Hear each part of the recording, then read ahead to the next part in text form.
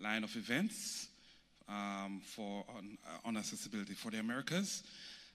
We trust that you'll use this experience, build capacity, and your knowledge as we move forward. One of the things that I've been explaining to persons as I discuss this matter with them is I've spoke about mainstreaming of accessibility. Let it be a part of how we think, so that when we see an individual, we see who they are and what the possibilities that it is for those persons. We don't think about what we see as a physical image or what we think we see as a physical image, but we see the persons who are within, because through technology, we are able to level the playing field, so to speak, and ensure that everyone can perform as is normal for practically all activities that we have to perform. So use this opportunity to build capacity for yourselves within your organizations and to be evangelists about accessibility for the wider public. Again, welcome to Accessible Americas 5, and we trust you'll enjoy your stay here at the hotel. Bye-bye. Thank you very much. So having said all this, I also have the pleasure to introduce to you our IT consultant, Ms. Monica Duchen. She's from Mexico, and together we will run today for you this training in fundamentals of ICT accessibility.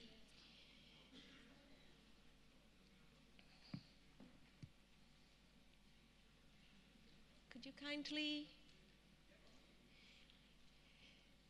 So just for you to know, this PowerPoint presentation are both in English and Spanish and in accessible format. We also have it available in digital for those who might need it. So just let us know. And also we can provide you these documents at the end. So don't bother to take notes. Just let's try to, to learn, and I hope that it will be a very interactive training.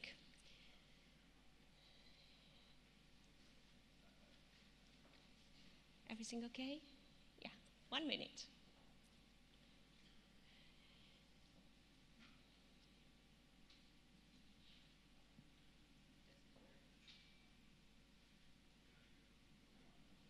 Okay?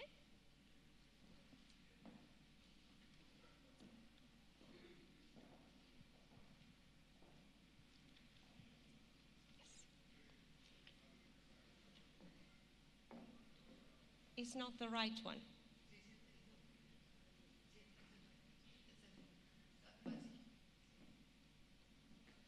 No, it's not the right one.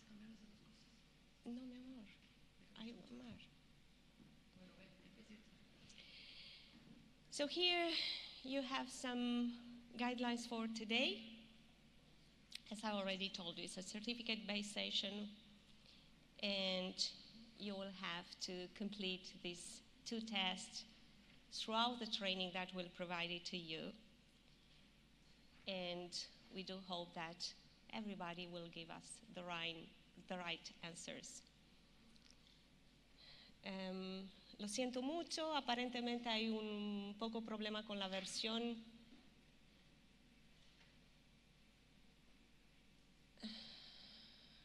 Ok. Vamos a ir con eso.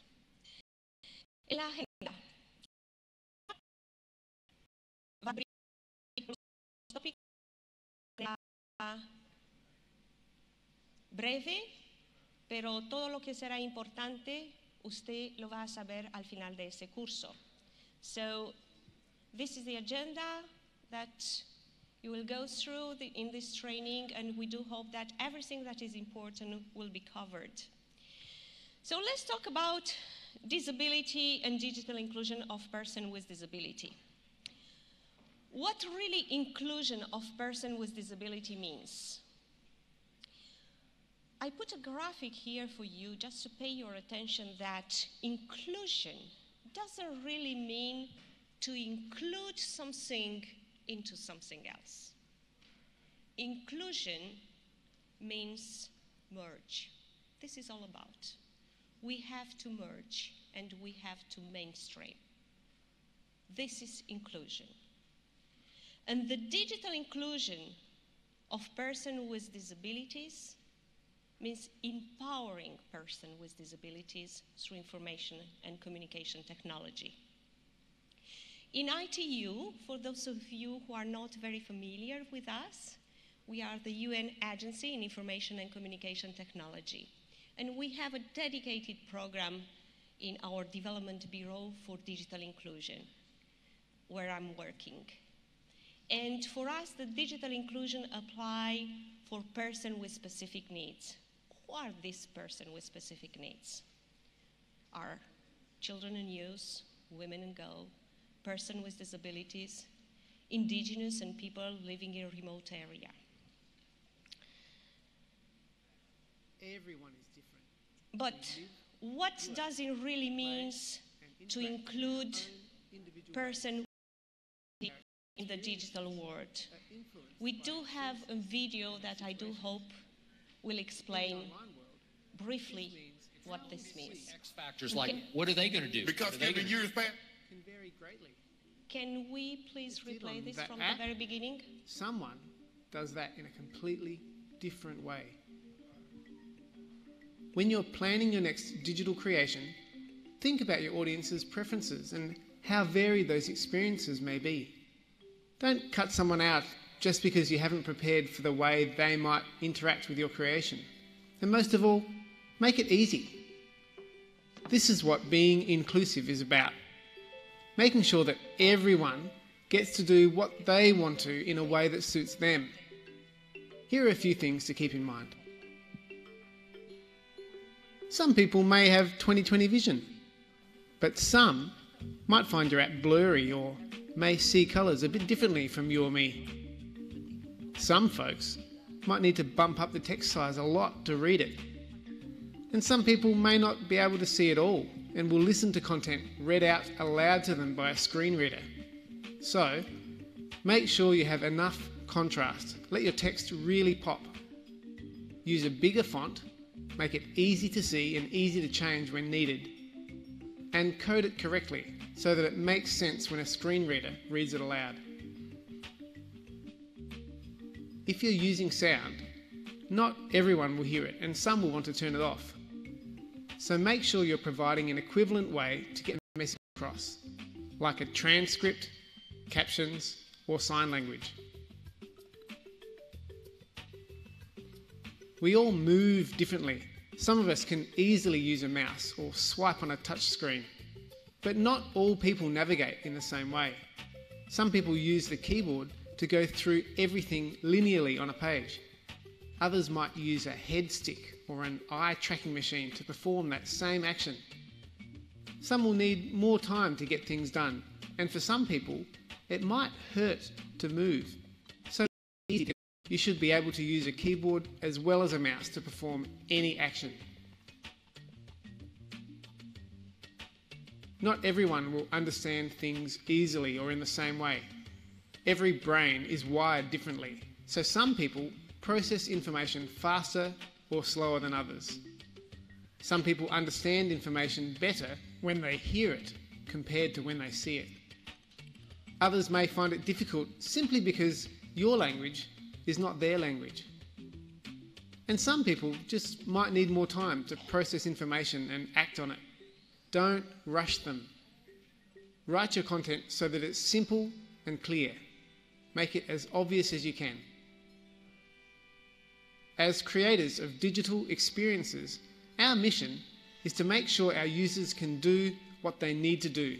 We're all different, and we should respect those differences in ourselves and in others. So plan for their success. Be inclusive. That thing you're creating that you want them to use, build it to help them be awesome. They'll love you for it. So we are all different, and we have to respect these differences.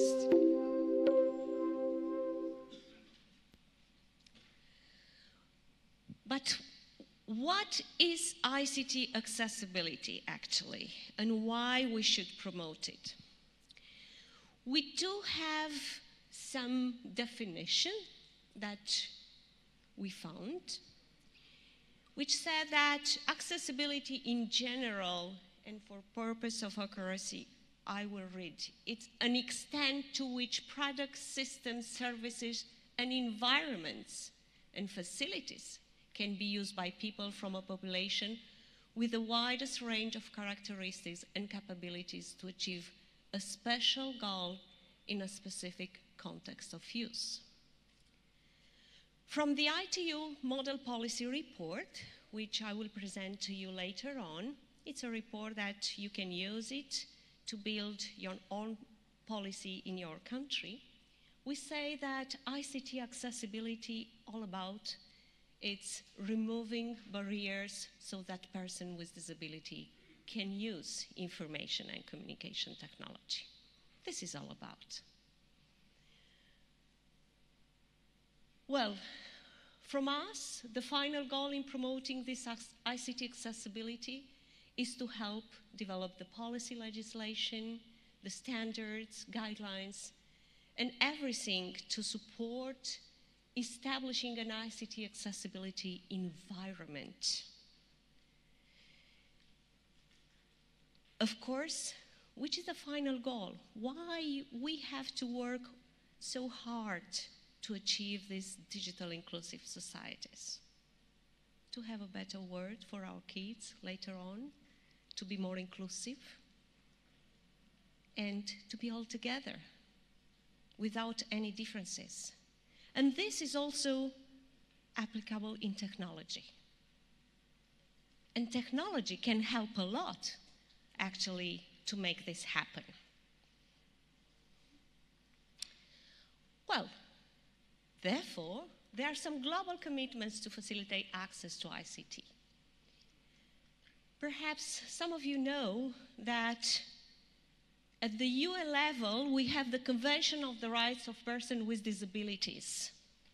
And until now, over 90% of the countries in the world sign this convention. So that means everybody is fully committed to make this happen.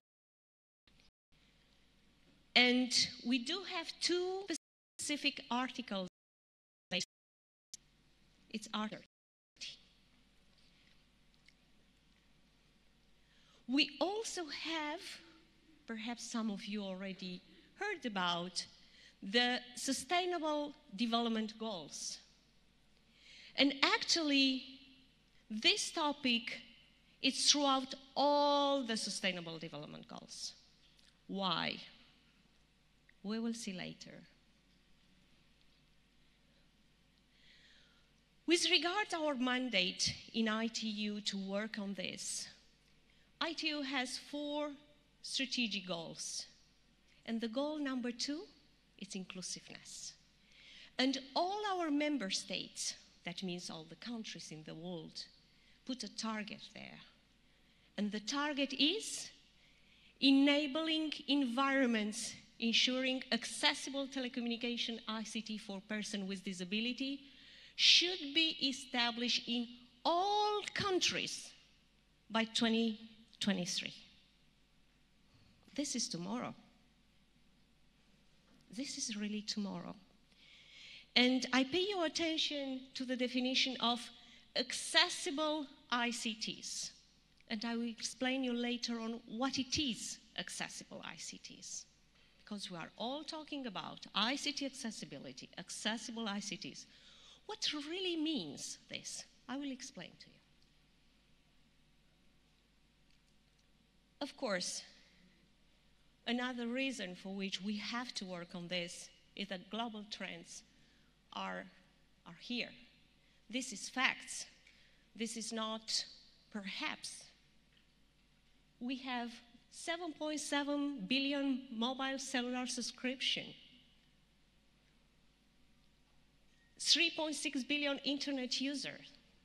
Who are these users? All of us, including persons with disabilities.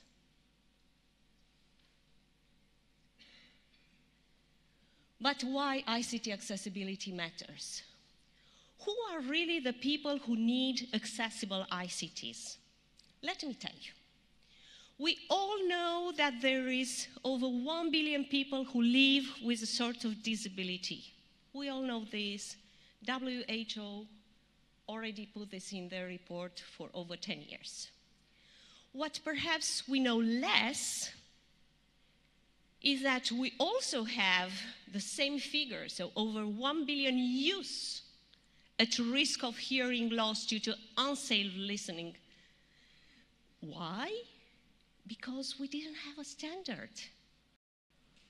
And therefore, our colleagues in ITUT, and I have with me my colleague here representing ITUT, and we together with the WHO were working in an initiative to build a standard. And we did it. And this was just approved in last September. And later on, tomorrow, when we'll explain a little bit about the ITU work, you will learn a little bit more about this. But meanwhile, all our kids are listening intra-auricular without having a safe listening.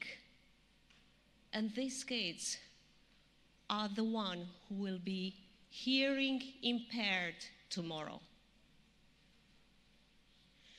And what perhaps we know even less is that in 30 years, this is the image of our world. And I invite you all to identify your country and to see which is a population that you will have over 60. Because by 2015, we will have 2.1 billion people aged 60 and above. And this is the UN report which was issued last year. What does it mean? It means age-related disability. And all of us will get older. We cannot say that this is only for some person with disability. No. All of us will have some hearing impairment with age. All of us, or some of us already have some visual impairment already. We'll have some motricity impairment. So this concerns all of us. And therefore, we will all need accessible ICT. And based on the figures, that by 2015, the population about 90 means half of the world population will need accessible ICT in the next 30 years. And please retain this. Now, how ICT can overcome disability? We know that disability is the impairment plus the barrier. It's not only the impairment, it's also the barrier. And the barriers are attitudinal and environmental.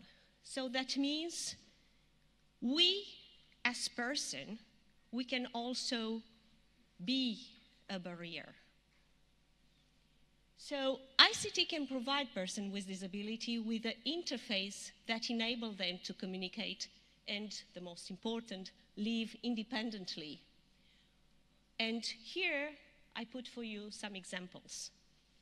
You know, I'm a deaf person, I read the captions, I have low vision, I grow the font, I'm a blind person, I use screen readers. Most of you perhaps knows already all this, but some of you perhaps are already using it. So we finally arrive. What an accessible ICT means. What means an accessible ICT? Let's imagine that these three kids have these three boxes to access the information. So, to see the baseball match. Okay? And it's equality. Everybody has the same. Everybody has the same product. But is this enough? No, because we are all different. So we need, in addition to equality, we need the equity. And this is a key word. We need the equity that ensures that a device that we are using is the same device that everybody can use based on its own capabilities and based on its own needs. So therefore, in the case of an accessible ICT, which can be, it's not, whatever smartphone is there, that means everybody can use his smartphone based on his own needs. The tall guy perhaps will only use it to make a photo, okay? The guy in red will increase the fonts. Perhaps he's like me, I'm wearing glasses, and of course I need some fonts increased in my phone. And perhaps the smaller guy will just need to have use of his device to hear the information. Perhaps he's blind or has a hearing impairment. And all this with only one device. It's no discrimination here. Everybody can use the same. So that's why we put that an accessible ICT who facilitates access to information to all users should be an equipment that considers the equity and the equality. Well, so an accessible ICT is the equipment or the service that have embedded accessibility features from the design and fabrication stage. Can be used by all users based on their own capabilities, needs, or circumstances. I don't want to disturb my neighbor, so I will use on the video the captioning to not disturb my neighbor. And are also compatible with assistive technologies. For the ITU, the assistive technology is a complement of accessible ICT because it's a separate hardware or software who will be added to an equipment or service to enable persons with more severe disabilities to overcome these barriers. Last but not least is affordability. If the device is here, but I don't have the possibility to buy it, this is a barrier. So that's why ICT must be accessible and affordable for all. I have here some example of accessible ICT that most of you can know and are very well aware, some screen readers and tablets and everything. But I want to pay your attention that some smart companies and industry makers already realize that we have to be inclusive from the design stage. And I have here a personal example. It's my mother, who is 78, with my daughter, who is 20. And my mother is Romanian. I'm Romanian, actually. And my daughter speaks Romanian but cannot write in Romanian. And for my mother, it's very difficult to write because she has some visual impairment at her age. So they are using, perhaps some of you are already using, in WhatsApp, we do have a micro and we can leave vocal messages. Okay? This is not necessarily a feature that was developed for person with visual impairment, but it is there. So they were thinking from the design stage how to build something that can be consumed by all users. So this is the case. My mother and my daughter are communicating each other and sending photos and sending messages through this application, which is not an application for persons with disabilities. Example of equipment, a software for assistive technology. There are some here, perhaps are not. Of course, this is not at all an exhaustive presentation of them, but they are more specific for you to see which is the difference. Now, why accessible ICT are important and for whom? Some of you here are coming from governments, private sector, industry, NGOs, or you are only a person with a specific disability, and let's see why is important. Oh, sorry. Excuse me. So, governments. Well, it's so obvious. Every government wants to ensure that the information that they provide is accessible to all citizens. Obvious. Everybody wants also to provide their services to all citizens. Also obvious. How are they doing it? Are they doing it? No. If this is not accessible, if your website and information that you put in your website is not accessible, the person with disabilities cannot access to this information. It's as simple as that. You cannot ask to fill in the taxes, the forms for healthcare, if they cannot read it. And they cannot read it if you don't have accessible websites. We will talk about this later.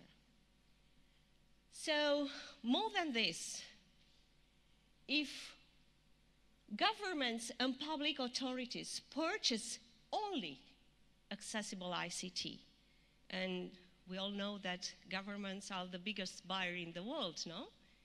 So, why if they put in their procurement rule or requirement that say, I will only buy accessible ICTs?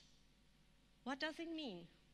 They will create an accessible employment environment in the public sector, will deliver better value for the money that they invest to purchase the equipment, and they make ICT accessible affordable. Why?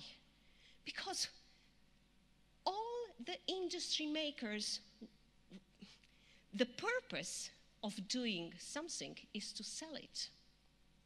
And if the governments will say that they don't want to buy anymore unless it's accessible, they will not have two lines of fabrication, one accessible, another one non-accessible. So it's just obvious that the price and the affordability that we were discussing a few minutes ago will be there. The price will be more affordable. And it's just normal, will reduce inequalities, create an inclusive society in the country, ensure that all citizens participate in the country development, and even increase country's economic growth. Why? Because instead of you paying because a person with disability do not have access to education, so do not have access to employment, so cannot contribute to the country growth, you give him the tool to be educated, to work, and to pay taxes. So it's a win-win. How to consider and apply accessibility principle in the policy regulation? 3 pillars. Draft your law, policy, or regulation. Define the targets, code of practice, monitoring, awareness, all this together, and implement. Implement. Now, industry and private sector. Okay. Why industry and private sector will be interested to have accessible ICT, to develop accessible ICT? Money. So, let's begin with the most important, money, for them. The global market for disability, so accessibility, is worse, and it was estimated in 2017 for over 1 trillion. 1 trillion. So do you remember this graphic in which I show you that over the half of the world population will need accessible ICTs? Okay, how many people will be by 2015, so in the next 30 years? 4.3 billion. So can we estimate that this figure can reach some trillions? Sure. Do you want to be in business? It's the right time to take this into consideration and to do the necessary to be on the first that you, from the design fabrication state, you build accessible ICTs. Well, last but not least, persons with disabilities are consumers. And they have family, operator. Let's say, I'm an operator. And how do you want me to increase my business figure? Well, considering some packages, specific packages for persons with disabilities. If I'm blind, I will not send text messages. Okay? So, and perhaps I have my daughter, my mother, my family. Can you create some packages for these people? And can you attract some additional consumers? For sure. You just have to consider that persons with disabilities are your consumer. And when they come in your shop, they have to have access to understand which are the packages, which are the invoice that they receive from you. The invoice should be accessible. So this is accessible documents. We'll talk later. So definitely is worse? Yes. Academic member. Do we have some academic members with us? Thank you. Señora, es en español, ¿no es cierto? ¿Por qué para las academias es importante considerar eso? Muy simple. Todos los miembros académicos tienen el poder de educar el país. Tienen el poder y un papel importante en modelar los niveles de educación de su país. Entonces, si las academias pueden desarrollar capacidades en las TIC accesibles, si pueden desarrollar soluciones digitales TIC para todos, considerando el diseño universal que hemos hablado. También ellos pueden influenciar el desarrollo económico y social de sus alumnos que van más tarde a volverse en empleados, porque han tenido la posibilidad de educarse y van a tener más allá la posibilidad de trabajar. Entonces no van a ser excluidos.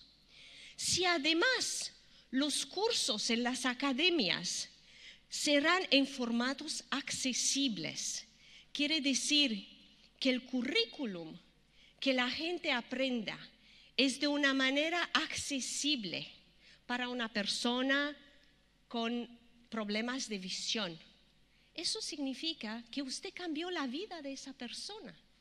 Eso significa que esa persona puede desarrollarse como cualquier otra persona simplemente porque usted ha puesto a su disposición TIC accesible. Well, last but not least, the end user. Personas con discapacidad, person with disabilities. It's so evident. ICT are necessary for them to achieve information and communication, education, employment, public services. It's fundamental for their social and economic inclusion. Fundamental. They will not be left behind or excluded. Do you remember this graphic in which I was sharing with you what does it mean inclusion? Inclusion means when you merge, not when you put something into something else. Merge and mainstream. So, ICTs are indispensable for persons with disability to transform their thoughts into acts and their dreams into facts, and so to enable them to have an independent life, such as persons without disabilities. I will just ask the colleagues if we have 2 minutes to put a video with a person who is completely disabled, and his dreams was to drive a car, de cursa. Sí, es brasileiro. Can we put this video? Please look at this and think at what I put there. Transform their thoughts into acts and their dreams into facts. Can I? No. ¿No va? ¿Lo pueden poner ellos? I had the pleasure to meet with this gentleman who is just fantastic. And I think we're on time, and I would really love to share this video with you. Possible? Oh, sorry. It will be after the coffee break, but it's really worth to see it. Okay, so in conclusion, we actually shared some views for all of you. Governments, private sector, industry, academic member, end user. So for me, and I do hope that up to now also for you, you are convinced that accessible ICT are good for all. Why? For persons with disabilities to access the ICTs and the information, for aging population also to easier access to this new technology, for immigrants, refugees, or illiterate that I was sharing with you. Was my daughter is illiterate in Romania. She speaks other languages, but in Romania she cannot write. That means it's illiterate. Also, ICT can overcome this barrier. Governments to increase country social and economic growth, industry and manufacture to develop better products and increase market opportunities, private sector, business opportunities, and of course attract more consumers. Academias, of course, to provide inclusive education and solution in their countries. So isn't it good for all of us? Thank you.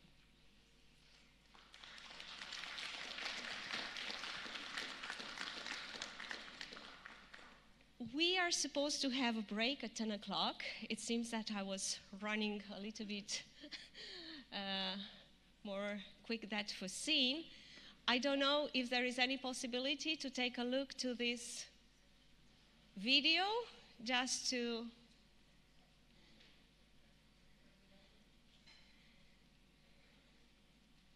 and then we'll have our break. What I will ask you just before you go in your break, to take 3 minutes to go through the first test and to see if by now you feel completely knowledgeable. The gentleman, do you need your test? Immediately will be provided to you, don't worry. Can anybody help? So, how many? English, all of them? So we will need 3 in English, 4, 5, 6. Oh, yeah. Can anyone help us with this? Do you have some extra copies here? In English? Español. Yo tengo 3 aquí en inglés. No, tú tienes que tener 3. Ah, en inglés y te doy en español. 1, 2, 3. Gracias.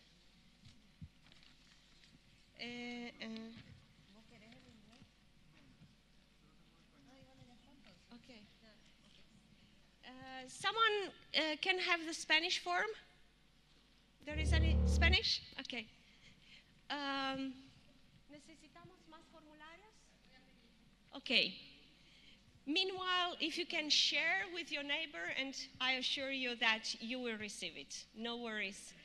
We were not expecting so many people, so we're very happy that it's more than foreseen. So there's no more English? I do have a test 1 and 2 for English, but I don't have the...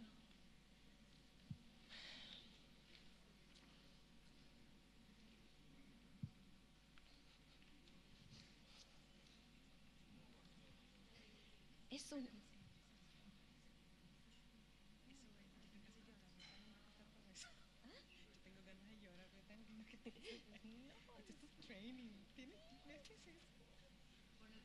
¿Sí? ¿Lo pone?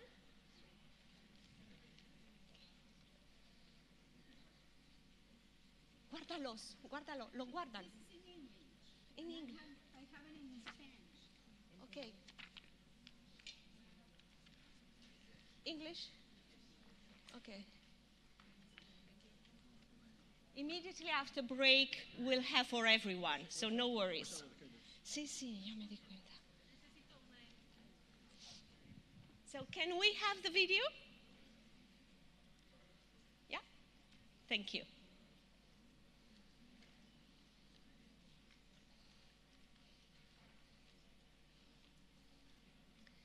So this is a video about how ICT can transform the dream into reality.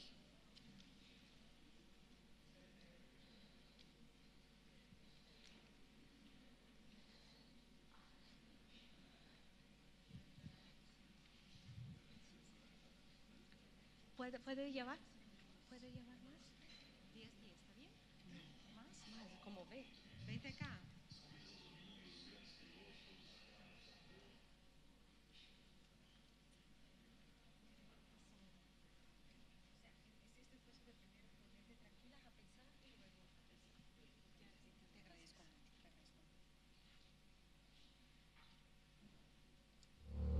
A Fórmula 1 marcou muito a minha infância. As corridas aos domingos, os grandes pilotos, aquela emoção toda.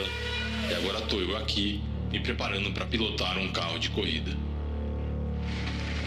Não, você tá brincando. Olha isso! A largura do pneu. Nossa! Olha o tamanho. Esse capacete é o seu volante. Ele capta suas ondas cerebrais e traduz em comandos para a direção do carro. Direita, esquerda. Acelera. Uau!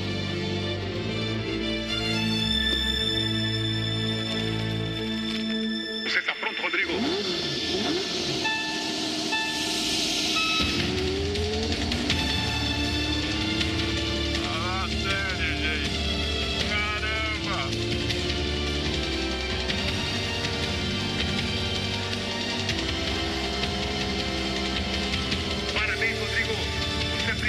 fosse pilotar um carro de corrida com a mente. O que vai colocar as pessoas em condição de igualdade é o respeito às diferenças, é a sua atitude.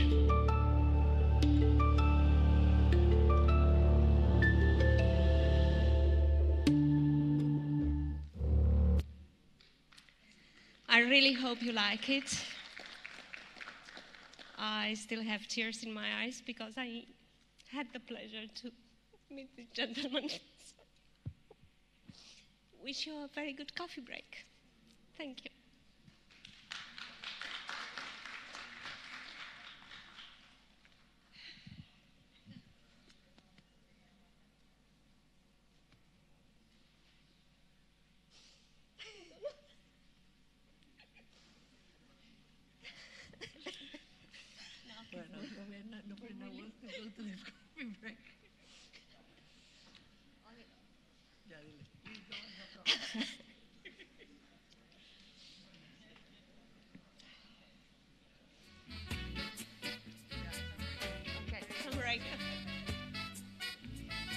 So I will be waiting for you at 10:30 if you can keep on time. Please keep all the tests with you. Please keep everything with you until the very end, okay? Please keep with you. And the one who didn't yet have the chance to have these forms will have it immediately after the coffee break, okay? No worries.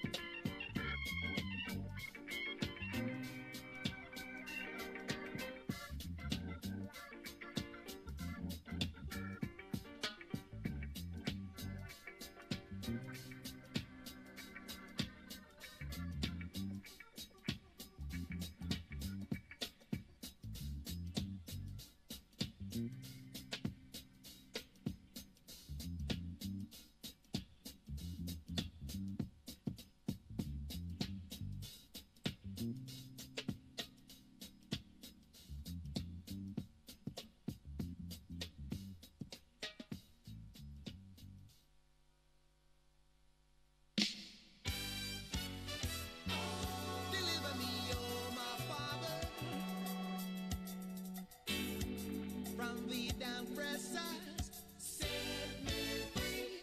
Hey, them are trying to keep I down. I will always prosper. Yes, sir. Them are trying to keep I down. Walking on a tight rope. I will always. Whoa, whoa, no. Got me walking on a tightrope. Can't afford to bump my toe. No, as long as Babylon is my foe, I will have hope in my soul. Poor man's life don't got no eyes. So many mouths to feed. And if my word ain't good enough, just take a look and see. Now, get me walking on a tightrope. Can't afford to bump my toe. No, as long as Babylon is my foe, I will have hope in my soul. Like a drowning man that clutches his straw. Might think he's got no chance, no. The will of Jack can pull him through. He's a helping hand. You've got that. Got me walking on a tightrope. Can't afford to bump my toe. No, as long as Babylon is my foe, I will have hope in my soul. From the valley of dry bones, I have risen. Gotta make a change. And my head in the glass with conviction. Ain't no stopping now. Deliver me, oh my fathers. Hey, walking on a tightrope. Can't afford no way. Never gonna bump my toe. As long as Babylon remains my foe now, I will have hope in my soul. Just can't keep me down. No, just can't keep me down. No way, just can't keep me down. Just can't keep me, really just can't keep me. Got me walking on a tightrope. Never say die. Reach the mountain high. Never say die. Never say die. Never say die. Reach the walking on a tightrope.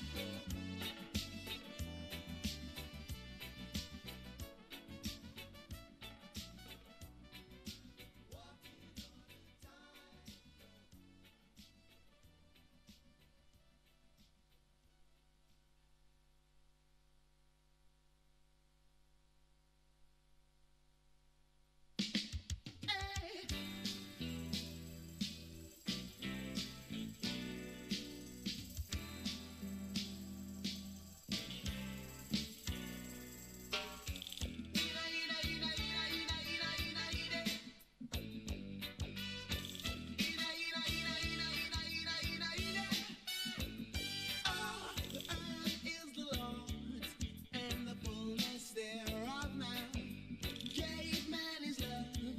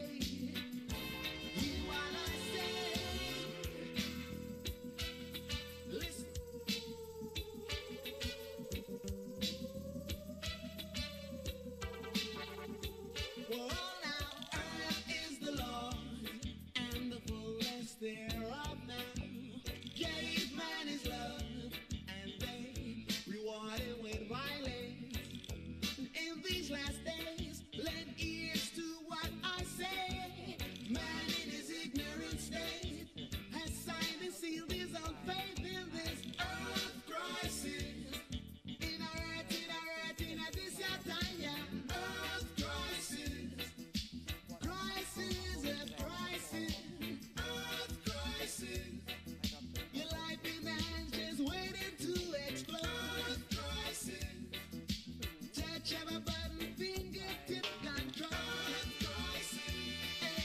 Hardly surprising. Earth rising. Jack in the rising. Earth rising. All is suffering. Earth rising. All is suffering. Earth rising. All is suffering. Earth rising. Earth crisis. Earth crisis. Earth rising. All is suffering. Earth rising.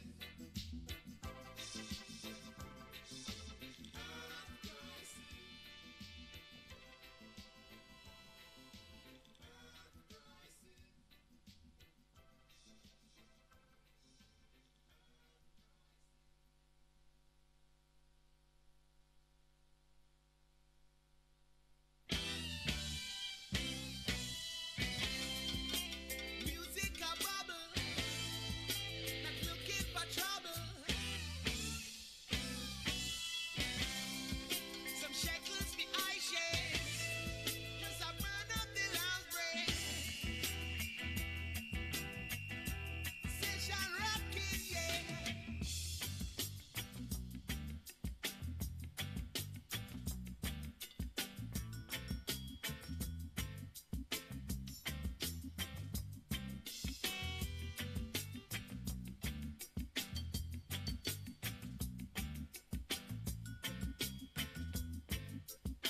So them come, so them drop from time to time. Them be watching eye. Them a spy with them bad eye, eye, eye. Come a red eye blues, then. Yo, yo, yo. Come a red eye blues. Tip top by informers. Them a watch you come out and come in. Come a red eye blues, then. Come a red eye blues.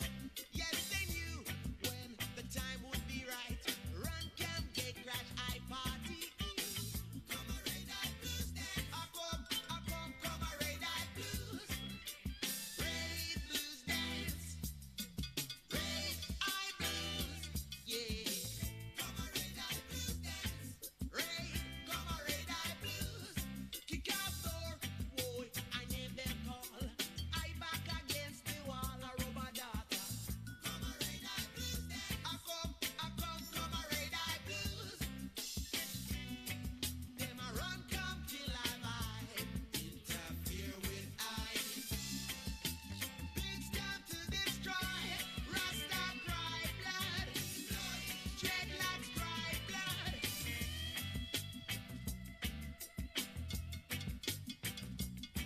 Red, come a red eye blues dance. Come a red eye blues. Red blues dance. Red blues dance. Red eye, red blues dance. Red blues dance. A run come. Red eye blues. Out of darkness. Out of night. Red eye blues. People screaming, battens wheeling, a lot of bleeding, bruised feeling. Search warrant for the invitation. A walkie-talkie reinforcement. From the pocket they draw a cup. A decision is rough. If we slip off the way, got to retaliate. Fight them back. Come a red eye blues, match them down. Come a red eye blues. What phone number would you like me to call? My doctor's number is 868. Video services marketplace. Video remote assist.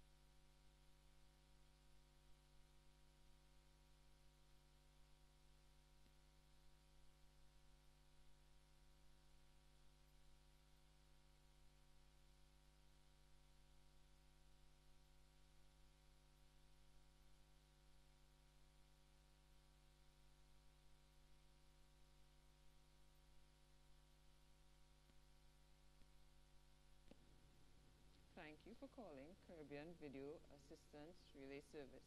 How can I help you? Hi, I'm Brian Rodriguez, and I would like to reschedule my doctor's appointment. What phone number would you like me to call? My doctor's number is 868 628 5186. Okay, hold on 1 minute.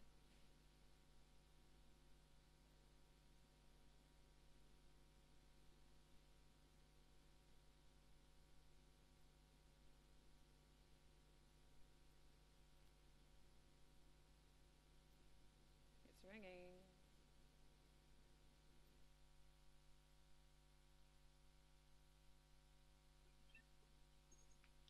It's ringing. Dr. Boyce's office. This is Sarah. Good afternoon. Yes, I have Brian Rodriguez on the line. He would like to reschedule his appointment for the following week.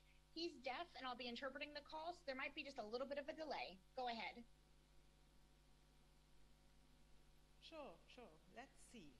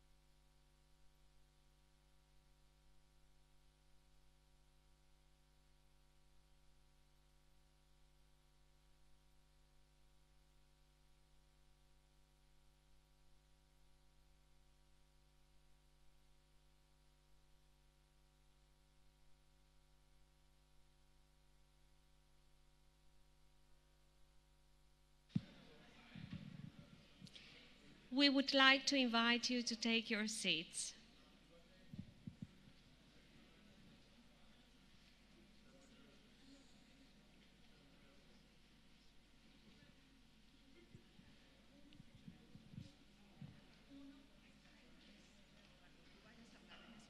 Canal 1 es para inglés.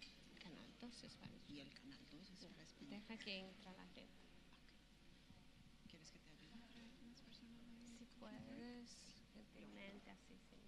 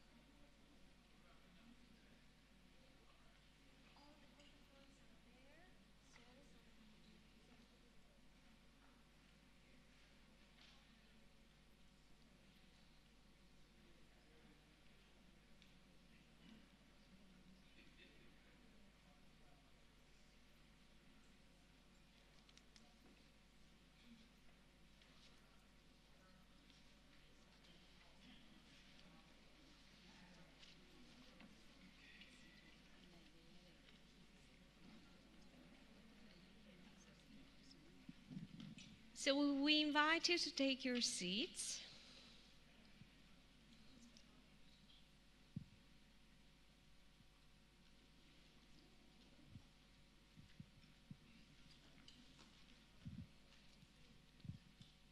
¿Me dices cuánto tiempo?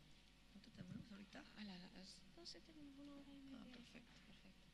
Si a mí me dejas unos 15 máximo. Entonces avísame cuando ya se me esté acabando el tiempo. No te aviso nada. Ok. Tú haces lo más rápido que puedes porque después hacemos un poco de interacción. Ok, perfecto.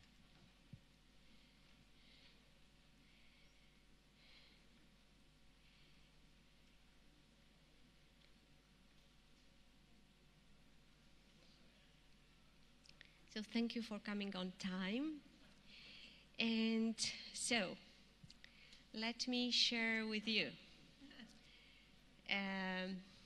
As you already noticed, it was a small incident with this issue of the tests because all the answers were already there.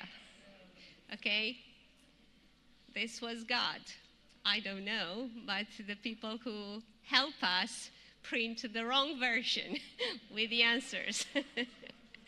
So, but in any event, the idea was not to test you, but to share with you our knowledge. So, however, we have some rules in ITU, and in order for us to enable us to provide you the necessary certification, we would very much appreciate if at the end of these meetings, after providing us this test, you will send me an email to me and to my colleague Monica that will provide this email with 3 points that you really learned and like it from this training course. 3 points. For instance, I really understood what accessible ICT means. I really understood why governments should put in place ICT accessibility. Whatever you want, or I don't want to influence you, but it's important for us because we have to prove that you really get something from this training course. Having said this, I will still appreciate if, just for purpose of having the correct name or everybody, you still at the end of the course get back to us and leave your test 1 and test 2. And I also have a test. You also have to evaluate us, me and my colleague. So please feel free to put there exactly your thoughts. Okay, you are not obliged to put your name. If you wish so, you do it. If not, not. The most important for us is how to improve, how to make even a better training for the next time. So I do have here in the first line the training session feedback form and the 2 tests. The person who still do not have one, please raise their hands, and my colleague Dina will try to bring you a set of 3 of this. And now I have the pleasure to leave Monica Dunhan, who is ITU consultant in ICT accessibility, to follow this, and then we'll continue. Thank you, Monica. Thank you. Thank you very much. So where is the clicker? Do you have it? Thank you. Sí, they need it for translation. It's fine. Sí, no, está bien. So, what we're going to revise right now is specific policy or in specific steps that we can do in our own countries to advance in this digital inclusion. We do need, as Roxana stated and as we showed before, when we're talking about accessibility, we're not specifically talking about persons with disability, we're talking about the use of ICTs by everyone. And this also needs to change. We need to talk about the general use of ICTs and not for specific needs or specific persons. So that's in one hand. In other hand, I also would like to emphasize the difference between having accessible ICTs and having ICT skills. It is our own responsibility to have the necessary digital skills to live in a digital world. So if we are living in a digital world, we need to learn to assess and to have the minimum digital skills that will really help us to develop as individuals in this digital world. But what we cannot have is non-accessible ICTs. So the ICTs as the mean to have inclusive technology, inclusive means to develop and to have a relationship in this digital economy, this is the matter that we're going to work on. So as Roxana was telling you, in order to have policies that include ICT's accessibilities, we need to do 2 main things. The first is to revise the legal framework. We all have legal frameworks. We have legal frameworks that talk about the rights of persons with disabilities, that talk about in health, in the education sector, in telecommunications. We do have legal frameworks. So we need to understand the legal framework and we need to revise the legal framework in order to include, whenever we're talking about technology, to include the right to have access to that technology. And then we need to work with all the stakeholders. We need to work with the industry. We need to work with the academia. We need to work with the NGOs that are working with the end users. So we need to involve all the stakeholders in this revision of the legal framework. Then we have the lawmakers, of course, the public policies, the other players that are in the industry, that are doing a lot in the ICT's ecosystem, but that not even know that there's this thing called accessibility. We have the fintechs. We have all the entrepreneurs that are developing applications that we are using in our day-to-day life. They'd never heard about accessibility. So it is very important to include those stakeholders in this digital ecosystem that we are living in this life where every day a new application is being offered in the market. Uber, all of us are using applications, and some of the developers of those applications have never heard about accessibility. So it is very important to invite them in the ecosystem to really get the, and I love this job because when I'm talking to doing a conference with usability, they've never heard about accessibility. So that when they know what are the accessibility requirements and how easy it is to embed in their development, in their digital applications, the accessibility requirements from the beginning, it's a change maker for them. And also we need, of course, to involve the users. There's so many efforts that are made by governments that are not fruitful because they've invested an enormous amount of money in solutions that are not really responding to the user's need. And I'm not going to point anyone, but there is a lot of investments in assistive technology because they didn't know that in a smartphone we have embedded accessibility functionalities, for example. So really need to talk with the end users and understand what are, at the end, their technological and accessibility needs. Once we have that, once we have the legal framework, we need to work on implementation.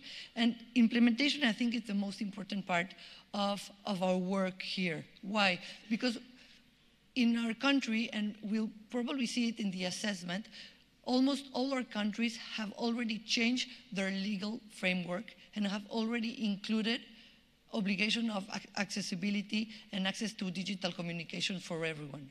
So we already have in our legal framework the obligation to have accessible ICTs. We have already ratified the Convention on the Rights of Persons with Disabilities, where we are obliged to include access to digital information for everyone. So part of our legal work is already done, so it is super important to start working on the implementation. And the implementation, we need definitions. We need to, every one of us need to understand what is an accessible ICT and what are we expecting. So definition is very important. Standards are very important, and we're going to talk about standards later on. The good news is most of our countries are importing technology. So I'm from Mexico. In Mexico, what we're doing is we're using the American and the European standards. They're the same. They talk about the same requirements. So we can be sure to import hardware and software that are already accessible. So that's also a good news. We don't have to do a task force to create standards. We only need to understand the standards that everyone are using and make them our own in our own countries. We will see about the implementation model. Transparency, neutrality, of course, everyone, technology users are free to choose the technology that we like, the technology that really serves our needs. So we need to be transparent, flexible, and neutral, and we need monitoring and, of course, the creation of capabilities. Training like this one, where everyone is talking about the same, what we can discuss, and of course, it's not written in stone. We can discuss about what ICT accessibility is, and maybe if some of you have a different notion of what digital accessibility really needs to mean, we can discuss it. But it's important that we talk about the same concepts. So we need to identify the necessary changes in existing regulatory framework. If we do not talk about accessibility and the obligation of digital accessibility, we need to define and include them in regulations, and also to make sure that we have the same definitions in all our regulations. So we have regulation that specifically talks about the rights of persons with disabilities, but we also have regulation and policies that talk about e-government and e-health. So let's make sure that our policies, our regulations, and our laws are in the same line and talk with the same definitions in order to do an homologue effort. Universal access service can user protection and emergency communications should include digital accessibility. I don't know, here in Jamaica for sure, like in Mexico, and in many of our Central America countries, we have emergency hazards every year. And when we send in Mexico, for instance, we have a lot of earthquake, and all the alarms are sent via mobile. We need to make sure that all these emergency communications are accessible in order for everyone to be safe. Reporting requirements. What we've seen in many of our countries is, even though we have the law, we have done some implementation, we need to include reporting requirements in order to can really follow the success of our changes in our laws. So the steps and recommendations are very straightforward. We need to revise the existing ICT policies. We need to consult with the end user, consult with the persons with disabilities. Last year, we were doing a training in Burkina Faso. We were talking about digital accessibility, and the main problem in Burkina Faso in Africa is they don't have electricity. So if 60% of the country do not have electricity to charge their mobile, digital accessibility was not in the top of their minds. So we need to talk with the end user and really understand what are the present needs of the end user, of everyone. Adopt technical and service quality standards. Standards are very important for us in order to do and talk about the same. Targets and reports in every sector that we want to implement a policy. Now we're talking about accessibility. We need clear targets and we need reports. Then I start to talk too fast, so I'm going to take a break. Then consumer protection. What we've seen in the United States as well as in Canada is the end user are exerting the right to access communications. So they are suing. Last year, there were 800 federal suits in the United States for websites that were not accessible. Why? Because if we are obliged to pay taxes on a digital platform, and that digital platform is not accessible, should blind person be extended to pay taxes? Because it's the only way. So that's the same happened with private sector, and we are looking more and more cases, or through the consumer protection, people are exerting the rights of digital inclusion. If I have an online store that is not accessible, this is direct discrimination. So what we need to understand is regulators have the jurisdiction over public access. And now we're going to talk about public access. We were talking about general legal framework on including and make sure that the right to access information is included in every general legal framework and regulations. And now we're going to do a specific about public access, because in most of our countries, everyone is accessing the internet through these public areas where we do have internet. So as regulator, what can we do to make sure that these public access areas where we have internet are accessible for everyone? So the first thing is, we know as regulators that we do have jurisdiction over these public spaces where we're offering ICTs. So make sure that the cyber lab, the internet cafe, all those places where we as consumers are going online and consuming ICTs, we need to make sure that they have accessibility considerations. One of the premises that we need for public access accessibility is that they include accessibility features.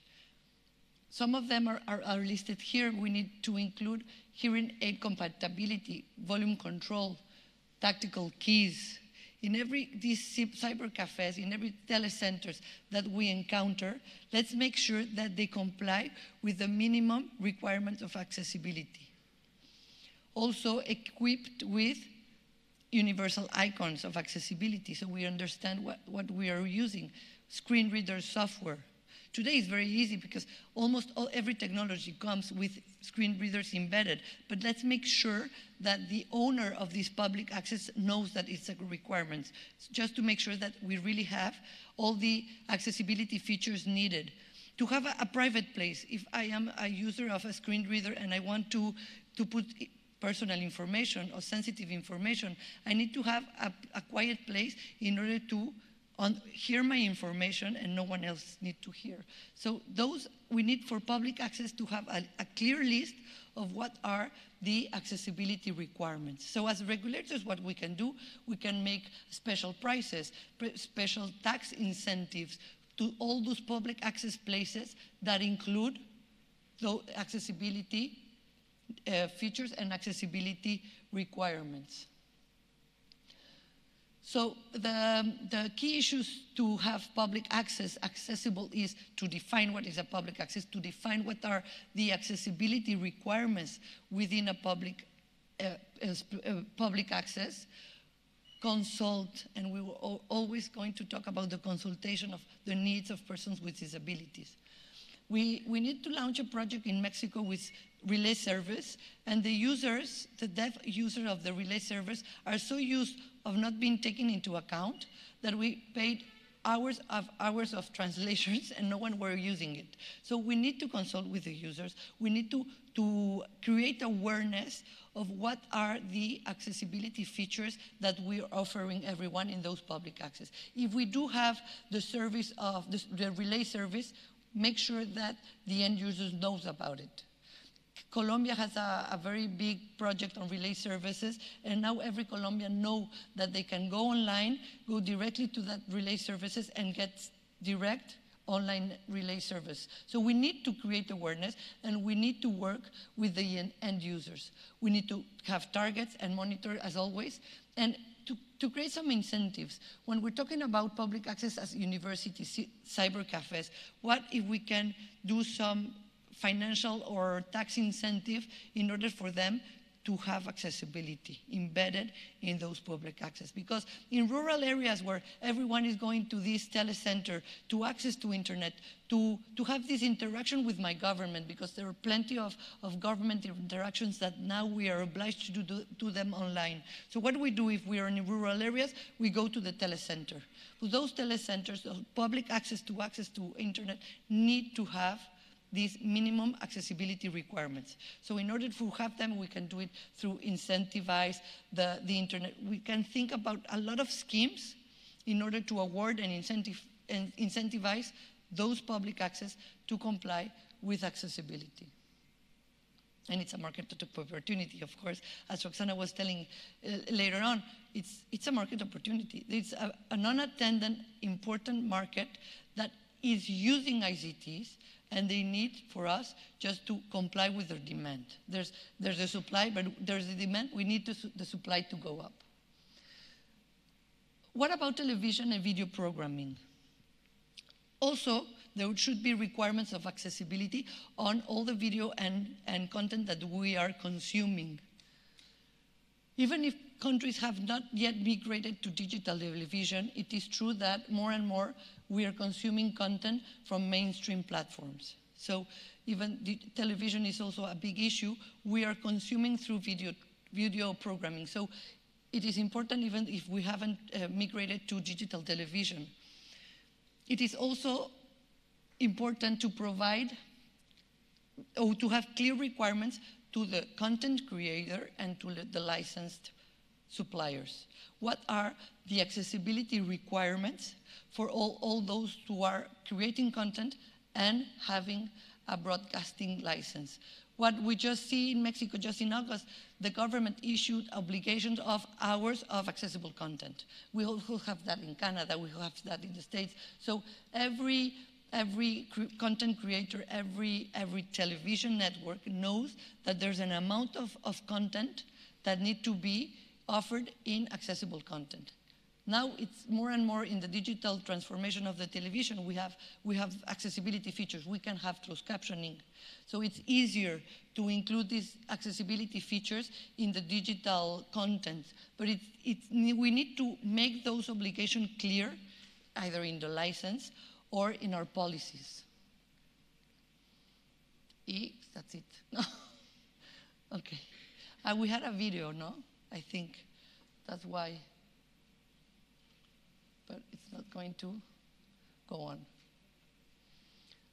So what are the objectives? First of all, we need to adopt accessibility policies in TV and video content. And please always add video programming content, because the trends are that we're consuming more and more content through those platforms. So if we do have very big policies, only obliging the television networks to have accessibility features, our kids are not consuming that much from the television networks. They are consuming from TV video programming and other kind of mainstream platforms. So make sure when we're doing a policy about video and TV to include those kinds of content.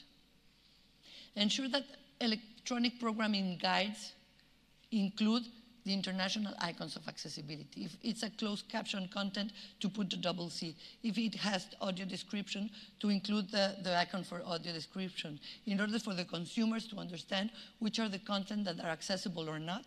We can see that more and more for instance, in the Netflix platform, we can more and more see content that include these accessibility features, which is great. We also saw in Canada, for instance, that private sector companies are donating audio description. So when you see in television in Canada, we can see a program where the audio description was donated by X company. So that's a way of not only creating publicity to your company, but helping content creators to have accessibility features embedded in the content. So to adopt policies for ensuring that television and video programming are accessible, we recommend, of course, to create a policy of accessibility that relates to content, consult with persons with disabilities, because now, and I know it is important, but most of the contents that are accessible right now are news and government content. Well, maybe the user would like to have some other content presented in accessible form. So work with persons with disabilities, ask them what are the content that they're interested in, and make sure that the video was about auto description, but I think everyone knows what auto description is, but we can pass it later on. So ensure that program guides include the international icon of accessibility, and that's very important for the consumers. If I'm consuming a content, I would like to know, with the use of these international icons, which is the content that I can use or not, or can consume because they're accessible and they have accessibility features. Establish targets, of course. One example of target is how many hours of accessible content are the licensed obliged to provide. And I'm talking about general content. I'm not talking about emergency telecommunications, because this, again, is another issue. Every emergency telecommunication should be accessible. Adopting technical standards. Technical standards are important because we need all our content to be compatible with assistive technologies. If I'm having special hearing aids, I need my hearing aids to be compatible with the content. So it's important also to define technical standards for television and video programming. Quality standards, of course, in order to have better access of the service. Training customer service, and that's important, and we're going to also see that for the mobile service accessibility important issues, we need to train our customer service, because customer service wants to sell you their content, want to sell you their use of the network, but they need to know how to attend a question or a priority for a person with disabilities. So we need to train customer service staff in order to be able to respond questions like, how can I use an accessibility feature? What is closed captioning? How can I put on the audio description? Maybe if I have a new smart TV, I don't know how to use the accessibility features in my smart TV. Customer service should be trained in order to being able to respond to all those kinds of questions. So we need to train customer service staff in order to being able to answer all the questions that could have customers with disabilities. Of course, adequate funding to public broadcasters to enable them to offer accessible content and to promote, and this is very important, fair and equitable representation of persons with disabilities. it is very important. We just saw the video that made Roxana cry. It's a person with disability overcoming and going to a race car. Those kind of contents, we need to incentivize the content creator to have more and more those kind of representation within our content. If we cannot see persons with disability in our day-to-day life, we are not really contributing to the inclusion and equality. So in a way, try to incentivize and really promote fair and equitable representation of all, not only persons with disability, but all in our video programs. So we talk about general regulation, we talk about public access, we talk about TV and video programming, and now I'm going to talk about a bit more about mobile communications. So in mobile communications, we do have an unattended enormous potential market because everyone is using a mobile phone nowadays. And mobile broadband is growing at an amazing rates. So what the operators do not see is the enormous market potential that they have. So it's an increasing number of apps. Every day we have new apps published in these platforms, and they're not looking at the market opportunity. So it is very important once that we understand that there is an attended market in the mobile sector, that we have an increasing number of applications that are not really developed equitably, and also that we have a big amount of applications that help persons with disabilities, but we have our own applications. So we have applications that helps the colorblind in Mexico, in Ecuador, in Peru. Why can we need to work together in order to have better applications that really serves for everyone? So what we need to really have a mobile communication sector that have embedded or that included accessibility requirements. We need, of course, to adopt a policy in the mobile sector that includes all the accessibility requirements. We need to consult with persons with disabilities. We need to promote awareness. It's very important that we really not only work with the end user, but we really make operators understand that every smartphone, that every tablet that you are offering do have embedded accessibility features. And that's why I told you that it's so great that we are importing most of our technology, because most of the technology that we are using today in our countries imported do have embedded accessibility features. Why? And we're going to see it later on procurement. When the European Union as well as the United States included the requirement of accessibility in their procurement processes, they obliged Apple, Microsoft, Huawei, all those companies to work and to create accessible services and accessible devices. So all these devices that we are consuming in our countries and that we are buying, either on a computer or on a mobile, do have embedded accessibility features. So it is very important that we create awareness to the operators that they are selling accessibility devices, accessible devices, so they really understand and try to work with that market. Using Universal Service Fund to subsidize the cost of communication and assistive technology, because what Roxana was talking about affordability, and it is true. It is true that today almost every smartphone comes with embedded accessibility features, but they're expensive. So we can work with the Universal Fund to try to make all those devices more affordable for everyone. The mobile industry should train their selling staff in order to be able to serve customers with disabilities. They need to understand what are these accessibility functionalities. I don't know if the agenda Gary is going to come, which is an effort from the mobile forum manufacturers that are offering all the accessibility features in almost every device.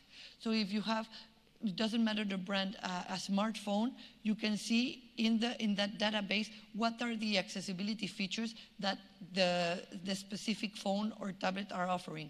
And that is very interesting. So mobile operators should know that. The thing is that most of them don't even know that there's a market, don't even know the effort that manufacturers are doing in order to offer mobile devices accessible. So they need to know that that exists, and they need to train their staff in order to facilitate the appropriation of the mobile service by persons with disabilities. The mobile industry also provided dedicated customer care facilities and staff for persons to assist persons with disabilities, promote the development and availability of accessible applications, ensure that we have discounted rates, and also Roxana talked about that. If I am a deaf person using a mobile, I won't use voice. I will use only text messaging. So we need to create rates and packages that really attend to our needs as a service user. So this is interesting. I think that some of companies are exploring that kind of packaging, but really make our customers pay for the services that they are using. So if I'm not using voice, do not make me pay for the voice services. So it's important us, and they're agreeing with me, it is important that we create packagings that serve the needs of the person consuming the information through the mobile communication services.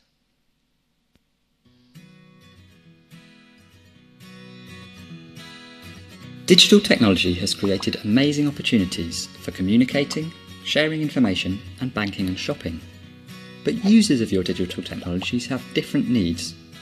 Keep this variety in mind, otherwise millions of people will find it hard or impossible to use your content, people you want to reach. Accessibility is important to at least 60% of your audience, and getting it right means you'll build something that is better for everyone, so it's good for business. Digital accessibility is also a regulatory requirement. There have been legal cases launched against websites that exclude users who may be colourblind or have impaired use of arms or hands, cognitive differences, or visual or hearing impairments. It's best to think about accessibility from the start of a project. Here are some tips. If you're commissioning an app, software or website, make accessibility part of the contract. Refer to the Web Content Accessibility Guidelines version 2, WCAG 2.0, and British Standard 8878. Ideally, include disabled users in your testing. If you're using an online platform to create your website, use accessible themes and plugins, and keep the following in mind. Design pages so that users may customise their experience of them, changing colours, the size of text or buttons. Use responsive layouts that will work on different devices. Always let users know where they are and how they get to somewhere else. Create alternative routes to suit different requirements, like a skip to main content link. Make sure that every action that can be performed using a mouse can be achieved using the keyboard alone. Keyboard-only users need to see where they are at all times when they navigate using the tab key, and tabbing should follow a logical order. Test how easy it is to navigate using only the tab, enter, space, and arrow keys. Ever get frustrated by moving objects? Adverts popping up? It isn't just annoying. Flashing content can cause seizures, while some people with cognitive impairments find it really hard to concentrate if there are distractions. Give the user control. Provide a pause button, and don't set audio or video to play automatically. Choose a video player that allows you to add captions, and provide a text transcript to make audio and video content accessible. Include descriptions of any important visual information as well as speech. If an image is important, contains text, or is a link, explain this with alternative text that screen reader software can read out to users with visual impairments.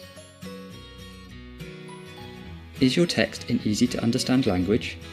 Use short, simple sentences to aid readability and engage a wider audience. Give each page a title and organise the text using headings, paragraphs and lists. Add markup to enable easier navigation and explain features to people who can't see them. This applies to documents in Word or PDFs as well as web pages. Make sure that links stand out clearly from surrounding text and let users know if the link will open in a new window or download a document. Links need to be concise and descriptive so that if they're read on their own, people will still know where they go. Test text and background colour combinations and contrast online to ensure text can be easily read by people who are colourblind or have impaired vision. If your web page times out before people are able to complete forms, this can be a very frustrating experience. Give visitors time to extend their session if they wish. Explain accessibility improvements you've made and why in an accessibility statement, and provide easy ways for people to contact you if they're having difficulty. Spam protection, like CAPTCHA, may shut out potential customers, not just spam robots. Please use alternatives, such as text-based logic problems or simple human user confirmations. Let's make sure digital technologies are as usable and inclusive as possible. We will all benefit. This video can't cover everything, and technology and best practice are always evolving. For more help and information, go to citizensonline.org.uk/accessibility tips. Thanks to the Digital Accessibility Centre, Dig Inclusion, and the Fix the Web steering. So, what we just saw is an introduction also to web accessibility. When we're talking about web accessibility, we were talking about standards. We were talking about the importance of awareness of those standards. And we were talking about customer service. And I just want to say about the mobile, another very important issue that I don't know if in some other countries happens the same, but in Mexico, for instance, if you want to talk to customer service, the only available option is through call center. It shouldn't be the only available option. So and we have to oblige operators and service provider to have an alternative means of communication with its customers. It's also served with banking. We made the exercise in Mexico of trying to cancel a credit card without talking directly to the person, because the only way to cancel a credit card is through the phone in Mexico. So if you're deaf, it's impossible to cancel your credit card because you cannot communicate through the call center. So it's very important when we're creating call centers, when we're creating customer service, to offer the customer an alternative way to communicate.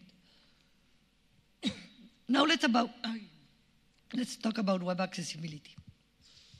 So governments and the industry, everyone is interacting through the web. So it is so important. We talk about all accessible ICTs. We talk about all the functionalities embedded in the ICTs. So today, if I'm a person, a consumer that have a computer, that have a tablet, that have a smartphone, I do have the needed accessibility features to interact online. But what happens if the websites are not accessible? So it is very important to create and aware of the accessibility requirements for accessible websites, accessible applications. So governments are also including obligations of accessible website for all the government portals. So we do have, for instance, the European Union issued just a recommendation, and every country and in the European Union need to have accessible websites by, I think it's 2020. United States have that requirement. In Mexico, almost everywhere, they do have the obligation to have accessible websites for governments. But the real problem is that who are developing the accessible website do not know about accessibility. And the real problem is that we're not including the accessibility requirements in our procurement processes. So what we have is governments that are not accessible because they didn't include the accessibility requirements within the procurement process, and now do have the problem, what can we do to make the accessible our websites? So it is very important that we define what web accessibility is, and when we're talking about those definitions, to also clarify that when we're talking about web accessibility, we're not only talking about the website per se. We don't care about the website per se. We care about the content that we are publishing in the website. If I have an accessible website that you can access using your keyboard, but I'm offering plenty of information in PDF format that are not accessible, the accessibility of website is not very useful, because what I want is the information published within the website. So when we're talking about accessibility, web accessibility, every one of us has the responsibility of creating digital content, digital content accessible. Because even if I'm not a developer, and I do not know how to codify a website, maybe I'm creating a Word document that it's going to be uploaded, and this document should be accessible. Or maybe I'm a social media or social platform user, and I upload information on Facebook. So that information should be accessible. When we're going to upload all our photos of the Accessible Americas, all those photos should be accessible, because the platform is accessible, the Facebook platform is accessible. What we need to know is what are the accessibility requirements for the blind persons that are looking at our pictures, know what we are publishing. So when we're talking about digital accessibility and web accessibility, every one of us has a responsibility of creating accessible content. It's not only the website, but it's also every digital document that we are creating. They need to follow some simple and requirements rule of accessibility. So the video that we just saw was some of those requirements of accessibility.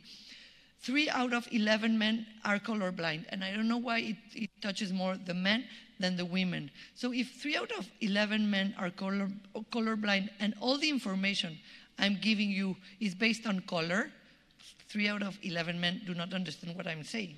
So it is very important to understand what are those accessibility criteria, what are the standards in order to create accessible content. So we need to define, we need to have an effective data and application.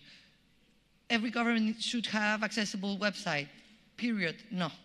We need to define when and effective dates of application, so we really can see a difference.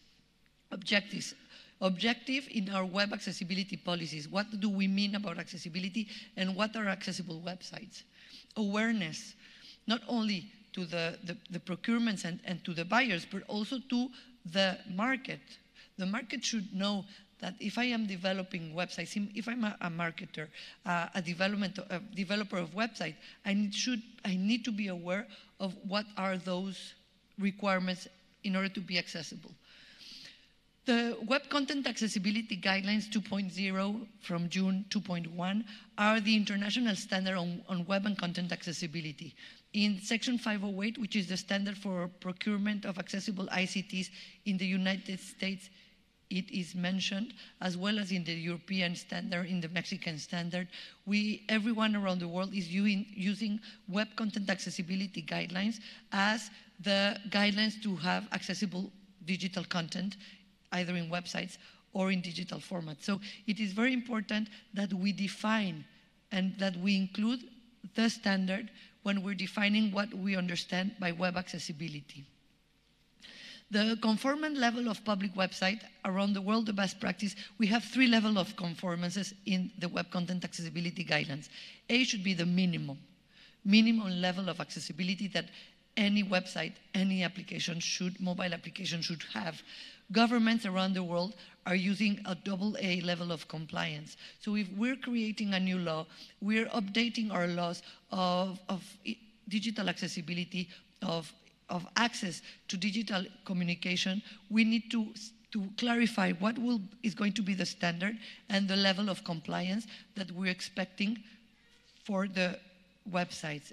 And the best practice, as I was saying, for the public website is a level of compliance of AA. Retroactive application and existing content of public websites. Of course, it's very difficult. We're having a project with the Mexican Supreme Court, and they have more than 10,000 PDF on accessible PDF posted in their website. And they were like, how are we going to do that work? So, I mean, maybe if we cannot do it retroactive, let's make sure that from now on, we do only include accessible documents and accessible information on our website. And maybe if we're going to look backward, to transform those contents on a need-to-know basis, because not all the information that is now posted on accessible online is being consumed by end users. So make sure what is the information that is important for the end users, and try to work with that information to ensure to make them accessible. Disposition of private sectors and civil society. So far, the laws and the regulation on accessibility in websites have been including only governments. So let's try to make sure to go further and include private sectors and civil society. Who is responsible for implementing the policy? The thing about ICTs and websites is every ministry have a website. So who's going to be responsible for implementing that policy? It is very important that we include some agency or some ministry that will be the responsible to really implement and revise that the implementation is being made, have targeting and reports and periodic reviews. So in the UN, they included now the obligation to have an accessibility declaration. So include an accessibility declaration in your websites stating that it has been developed and the content follows the guidelines of digital accessibility. And let's talk about procurement. As Roxana was saying, the way of creating an accessibility ecosystem is through our procurement policies. Why? Because everyone wants to sell to the government. So if the government include in their procurement processes the obligation of accessibility, you are passing the cost of accessibility to the providers. You only need to know how to assess that what the provider is selling you is accessible and to include the accessibility requirements in the process. We had an enormous investment in Mexico where they gave tablets to the kids in schools that were not accessible. And we had 600 tablets that were using as a piece of paper because they were not accessible. So make sure that in our procurement processes, we include the accessibility obligations. It will improve education, employment, and we'll see that with Roxana. And I just wanted to mention the two standards that are best practice around the world. We have the standards, both standards are for the acquisition of accessible ICTs. So in both standards, we talk about either hardware and accessible software. So if we're going to create a procurement policy, I recommend you to revise those two policies that really includes all the obligations that the manufacturer of hardware or softwares need to meet in order for them to be accessible. And it talks about websites, and it talks about hardware, and it talks about computers. What are the computers that have accessibility features and which are the computers that do not have them? So if I'm a government and I'm going to buy computers for all my employees, make sure that those computers have accessible features in order for being able to really invite in the labor market everyone. Emergency communications, finally. So when we talk about the whole day, when we're talking about emergency communications in our policies, make sure that we include the obligation that all these emergency communications are delivered in accessible formats. Yes, that's So a lot of information, I think, and everybody's tired, and you are right to be tired because you definitely received a lot of information. The good news is that all this to say that you also have all the necessary tools to make this happen. So as ITU, we already prepare for you all the necessary tools, and by the way, they are freely available in at least English, Spanish, and French available, so definitely discover all the language in the Americas. So let me tell you about our work, and I will begin with this to make you an invitation. One of the most important activities that we are doing in ITU is to work with our members and membership.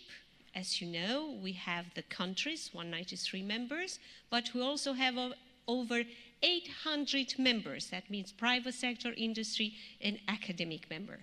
So I invite you, for those of you who are not yet ITU members, to become an ITU member and to join us in this study group of question 7, which relates, is more or less what we have done today, relates about ICT accessibility, good practices all over the world. The members are sharing all their knowledge, everything they are doing, so you will be informed of everything that is happening at global level in this area. We provide a report that it's the result of a 4 years' work and is presented to the World Telecommunication Development Conference, which is held every 4 years. And here everybody, in particular the member states, set the priorities globally in this area. So, for the policy, you learn from Monica how we have to implement this issue from mobile, for TV, for public spaces, for web accessibility. You already have a model ICT accessibility policy report at your disposal.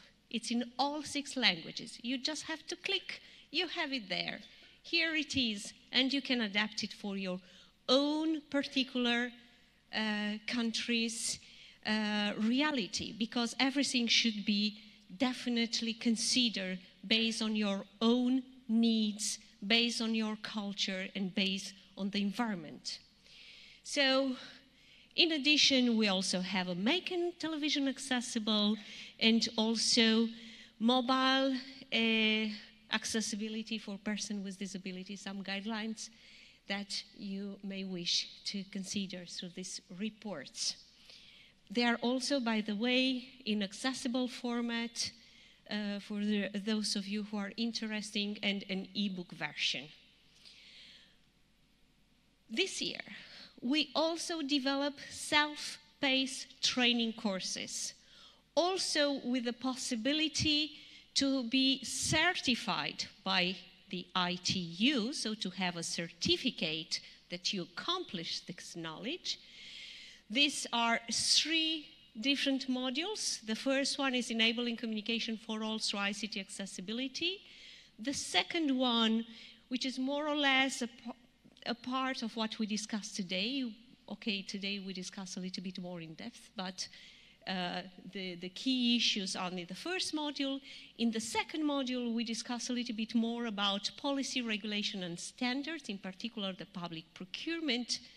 And in the third one, it's really for procurers, so the people who are working in procurement.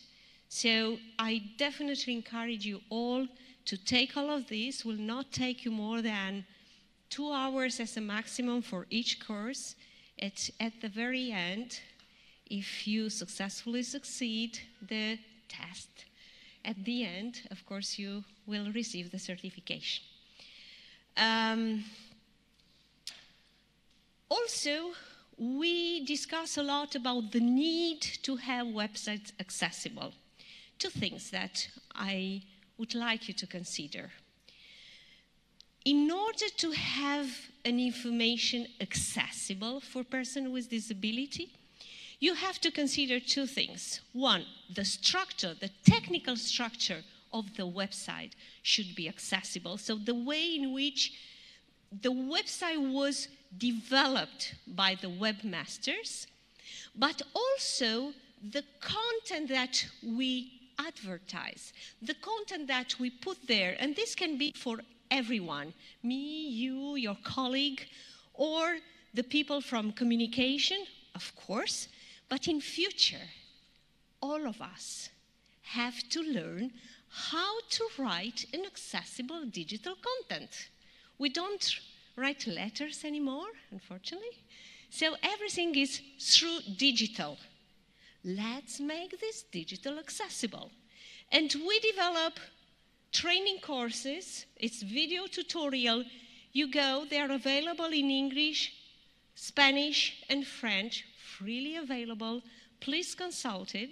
And you will learn to do a Word accessible, a PDF, an Excel, or a PowerPoint presentation. The PowerPoint presentation actually that you have here in front of your eyes is accessible. it's in accessible format. Okay, me and you, perhaps, we cannot realize, but if a person with disability wants to really access this PowerPoint presentation, they can read it. Behind every photo is an explanation, so they can understand what it is about. I would only want you, it's for 2 minutes, to go through the general video, because you have a general video, just to understand and to open your appetite to go through these video tutorials in a moment of your convenience, and to learn how to make the digital content accessible. So video, please.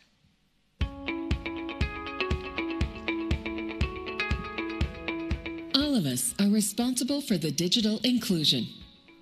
When we upload a document in PDF format, we have to ensure that it is accessible and can be accessed by people with different disabilities using accessible information and communication technologies.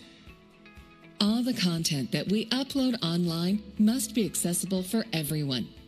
Regardless of a person's disability, they should be able to access the content of a digital document. Persons with disabilities have a physical, mental, intellectual, or sensorial condition. In the long run, digital barriers can limit their full and effective participation in society. It can also enhance inequality. Persons with disabilities use different assistive technologies and can surf the internet, use a smartphone, a tablet, or a computer, and access any accessible file. Did you know that 3 out of 11 men are colorblind? That means that any information that we want to communicate, or any video using only color, 3 out of 11 men won't understand what we are trying to communicate. Non-accessible content are discriminatories. That is why it's important to know the accessibility criteria to digital contents that we will describe next. All the images, objects, or graphs that are used to communicate information need to have an alternative text. The alternative text is recognized by accessible information and communication technologies, so persons with disabilities will be able to receive the equivalent information.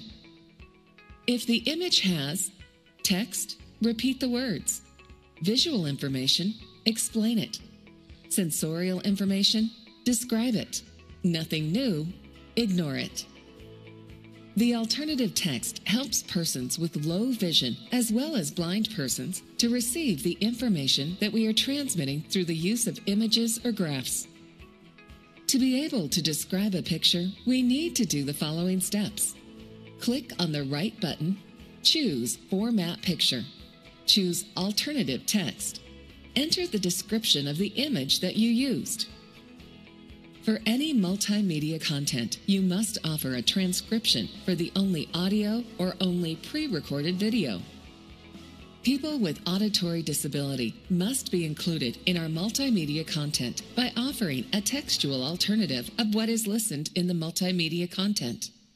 For example, the script of this tutorial is available to be downloaded as a link to the tutorial for the multimedia content. Legends, or captions, must be offered for the pre-recorded audio content. Today, several existing platforms to upload videos already have functionalities of accessibility. YouTube is an example that allows the creator of the video to include the subtitles of the video. This platform also has a software that creates audio subtitles automatically from any video. For synchronized multimedia contents, transcription or audio description will be offered. Do not use color as the only method to distinguish visual elements. There are free online color validators that can be used to validate the accessibility of colors used. This is one of various you can find online. Important considerations when creating digital documents. Document title. It is very important that the document have a descriptive title of the content, as it is the first thing that will be recognized by the assistive technologies. Floating images. In Word or PDF, images or objects that are not aligned with the text are inaccessible for users with assistive technologies. Therefore, it must be aligned. Align the objects to the text so they are read according to the flow of the document. Document language. For the screen reader to pronounce in the correct language, the predetermined language of the document must be indicated. Use of headings. The use of headings and paragraphs facilitate reading, important for very long documents. These elements give visual structure to the document and is important for users that depend on the use of assistive technologies. The use of short titles in the header facilitates the navigation of the document. If the document is long, it is recommended to include a table of contents. The default styles must be used as they are compatible with the assistive technologies and they will recognize what kind of element we are consulting. The content creator can give the format you wish to each style. We are not forced to use the default style configurations. Logical order of reading. Regardless of the design, it is necessary to verify the order of reading of a document with the use of an assisted technology to ensure that the information has logical sense. Adequate structure of tables. The tables should be presented in a simple manner, and we should relate header cells with data cells. Avoid empty cells and empty columns as well as combined cells. Text of links. The text of the links should provide a clear description of the destination link. Do not use generic text as click here or read more. Avoid non-accessible contents. You should not offer relevant information that only depends on watermarks, floating objects, contents within headings and footnotes, or source characteristics, bold, cursives, among others, as they are not recognized by screen readers. Thank you for your patience to go through all this video. This was a video tutorial. Actually, it was one of the most longer that you will find, but as you can see, you learn a lot, and you can see it as many times as you wish or as you need to absorb all this information, which is really the information of our century. We cannot avoid anymore producing digital content without producing an accessible one. Well, one of the last but not least, and I have the pleasure to see Costa Rica here, is our national program on web accessibility, which we call it Internet for All. This program is meant to raise awareness among government and stakeholders, but also to develop national capacities in web accessibility. And also, we do provide a model that is self-sustainable and meant to raise funds to also train the end user. I have to say that we have the pleasure to do this in Costa Rica. I see that Humberto is here. It was a very, very great experience for us because the government was there. The government was the one who actually required this. And the government representatives participate to the trainings, and they were certificates. And I know that the photos, it's quite small here, but here is the representative of Sutel. Come on, just. So, all this to say that I invite you all to consider the possibility to implement web accessibility in your respective countries. And to do this in a successful way, you have to work together with your academic member, with your end user. I think Alexa Torres is also here. She was actually a visual impairment end user. Come on, Alexa, here, that help us to do all the testing, because in order for you to be sure that the structure of your website is accessible a person with visual impairment should validate this, should say, hey, this is okay, or no, here is not good. Same for the content development. So for the digital content, the end user should validate it, should say, yes, I can read it, thank you. So this is everything that we put at your disposal. This is what I was just telling you, that the country's training provider will ensure the dissemination of the curriculum at the national level, also providing certification. This is what was the model that I mentioned, that provide funds to also train persons with disabilities on this. And last but the end, some small conclusion and food for thought to take with you, everybody at your home, but also in your heart. Because all great things happen if people really want to do it. If in order for you to do it, you really have to feel it. You really want to commit from inside. So, of course, raise awareness as much as you can. Everywhere, among all stakeholders. Build consensus, mainstream. As I've told you, don't forget, inclusiveness is mainstreaming. Identify key steps to be achieved and monitor it. Evaluate it. Promote also ICT as a business opportunities around you. For those of you who perhaps don't see necessarily the need to do it, the need to do the effort. And by the way, it is a huge effort for industry who already have a fabrication line right now for such equipment, which perhaps is not accessible. You have to convince them why to do it, why to change, why to make this effort. Don't forget, clear targets, periodic monitoring and evaluation. There is not a small step. It's always an improvement. Every single step matters.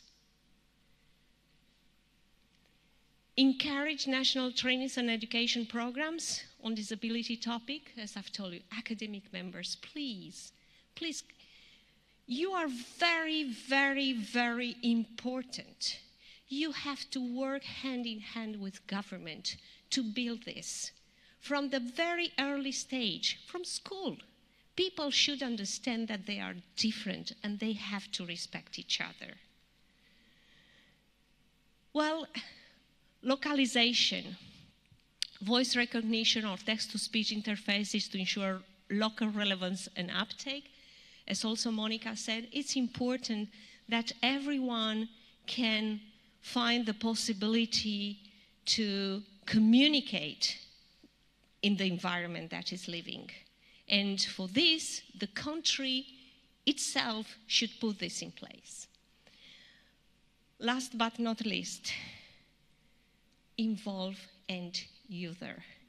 It's not only a word to say nothing about us without us, should be a reality and should be considered by every and each of you, that everything you are doing, you have to consider involving the end user.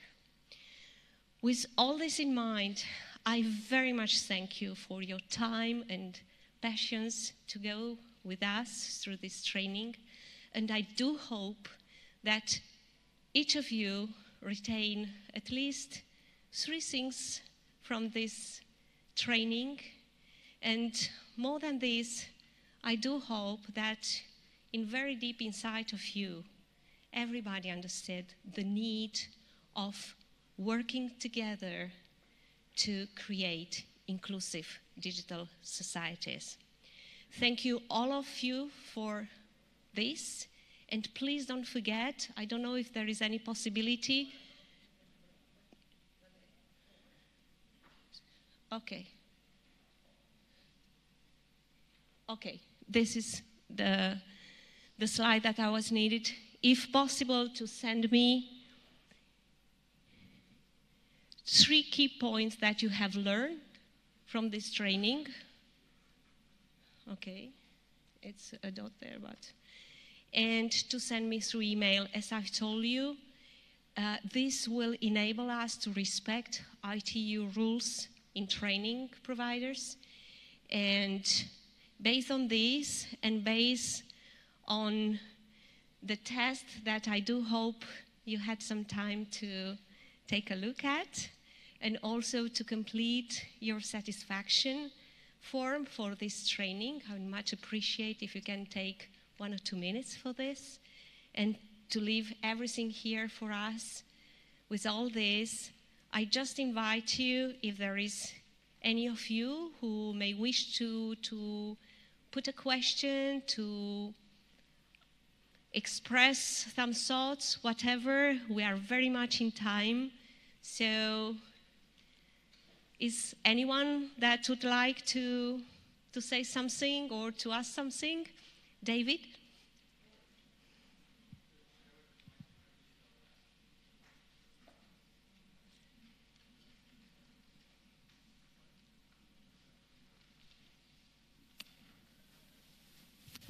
Sorry, Roxanne, I didn't mean to make you walk all the way over here. But in terms of closed captioning for television programming, I just wanted to add to what Monica was saying. In the United States, we do it as like an advertising perk. So advertisers, of course, can buy sponsors and put in commercials and stuff like that for television programs. But at the end of every TV series, what happens is one of the actors from the television show will come on and say, just do it through a voiceover, closed captioning provided by, and whoever paid for it, they'll announce the company like Coca-Cola or IBM or whatever. So it's a good way to get companies to participate and to help making programs more accessible. It gives them free, like, advertising exposure, and it's win-win for everybody. Thank you. This is a very good practice, so I invite you all to consider it. Yeah, hi, Trevor Pravat from the CTU, Caribbean Telecommunications Union. One of the things that I've discussed with you all in the past is how do you get programs accessible? How do you do that? And one of the things that I was explaining to one of the AV guys earlier was that if you become an architect, you don't become an architect without understanding how to make a building accessible. But he says that when he did his training, there was nothing about that in his training. So one of the things I would like to sort of really promote is getting that sort of thing into academia, as you're saying, where within the ICT programs, training is part of the curriculum. How do you make websites accessible, et cetera, et cetera. So it starts from the get-go. Sure, thanks. So we do have all this available. The only thing that we need from you, we need to receive the request to give you this, to implement this in your countries. So everything is developed, everything is at your disposal. We do have the curriculum in English, Spanish, and French. So if one of these languages, also in Arabic. So if your country is in one of these languages, we can discuss the possibility of implementing this in your country.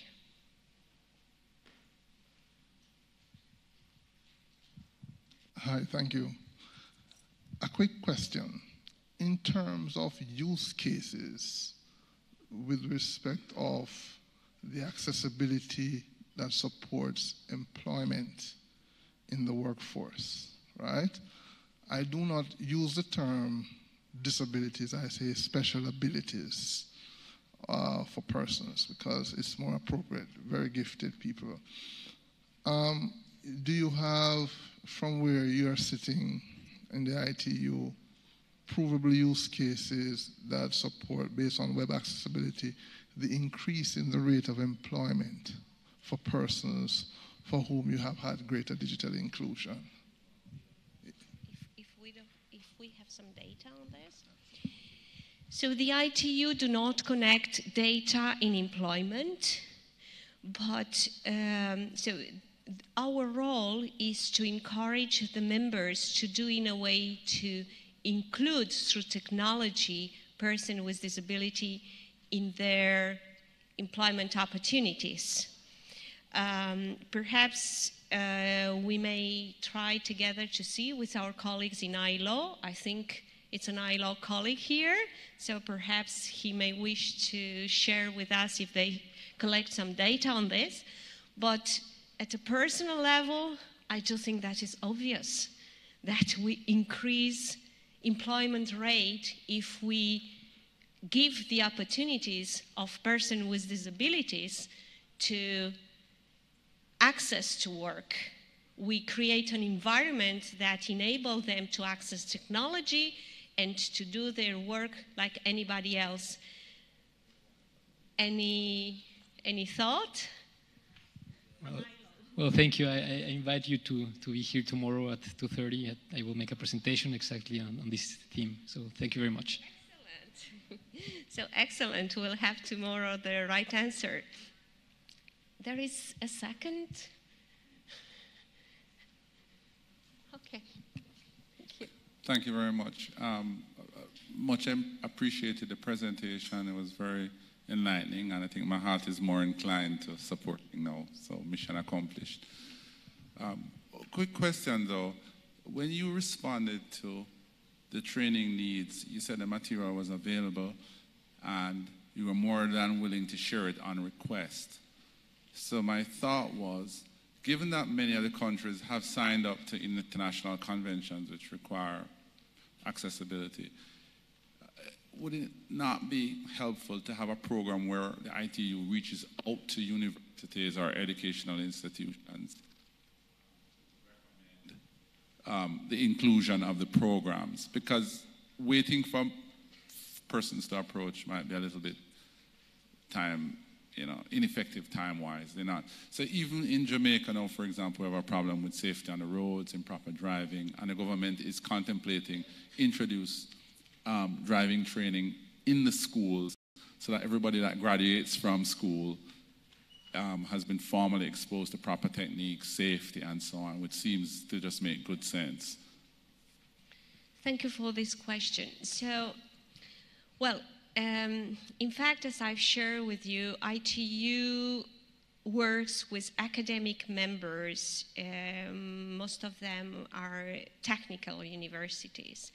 And with these academic members, of course, we try to encourage them consider this aspect. However, the national training program in web accessibility, it's, let's say, a national effort. Should be involved governments, should be involved academic member, involved end user. So we all have to, because everybody's work can make a difference. The academic member can do this, but if they are the only one doing it, we will not make the change. We have to work together. So that's why this training program, who first builds a political buy-in, which is what we are doing, is we have to convince all of them to work together. Then the communication people will learn how to do accessible digital content, and then the website of the government will become accessible. Our experts will work with them to achieve this. And then the training curriculum will be taken later on by their academic member to replicate this and to create in-country capabilities, and back to also have funds to train the end user. So what I want to say, that's why it's very important to work all together.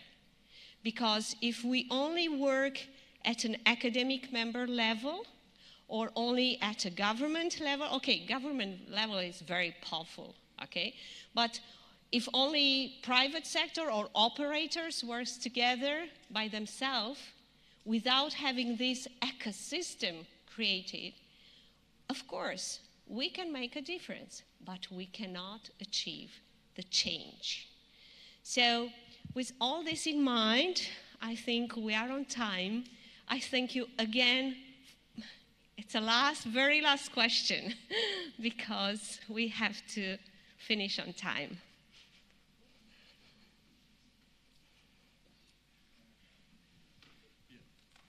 Hi, I think it's important.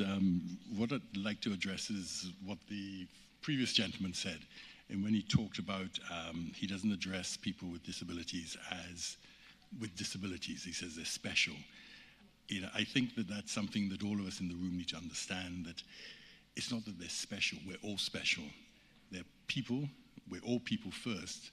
Some of us have disabilities. Some of us are going to get disabilities, which you've explained this earlier on. But they're not special because they have a disability. They just have a disability. They're people. I can explain it much better than me, but I think it's someone, I heard that sort of mistake being made is a sort of mistake I would have made in the past, but coming to these sort of sessions, it teaches me not to do so. Well, in fact, what we call in ITU is people with specific needs. Understanding through this, as mentioned in the morning, specific needs, that means I need something specifically in order to access telecommunication. And these needs actually perhaps are different from a person to another one, but for us, the group of persons with specific needs, as mentioned, are women and girls, children and youth, persons with disabilities, and indigenous people or people living in a remote area. Each of them have specific needs, and we definitely want to address all of them in order to include all of them in this digital economy, to create digital inclusive societies. So with this in mind, I invite you all to make a difference, and at the level of your work, whenever this it is, either as an academic member, government, NGOs, whatever is your position, please share this knowledge in your environment, and please consider from now on to make this world better. Thank you for everything. And with this in mind, I'm waiting from you these emails in order to enable us the certification and to leave, before you leave, all these tests and the tax satisfaction. Thank you so much.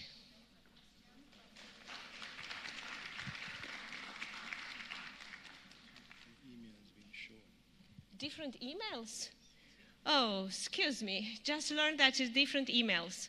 So, Roxana.Wittmer, can you please put again? Roxana Wittmer. Okay, let me tell you this one because it's very complicated. It's Iliescu, I-L-I-E-S-C-U. Sorry for this, I'm Romanian. So it's Roxana.Wittmer, W-I-D-M-E-R hyphen I-L-I-E-S-C-U.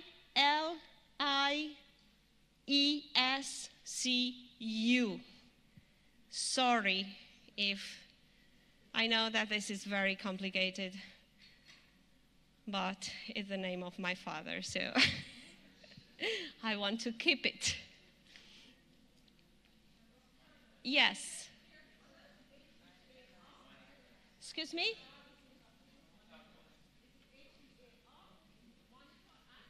Yes, Monica at Here Colors. C'est vrai, ça manque un R ici. It's missing an R. H-E-A-R. C-O-L-O-R-S. But at least if arrived to me, sorry for this. This is something that we just built based on the incident that happened with your test, and considering that all the answers were there. So sorry for this, and I do hope that you enjoy this, and I do hope that you leave this room with something in your head. Bye.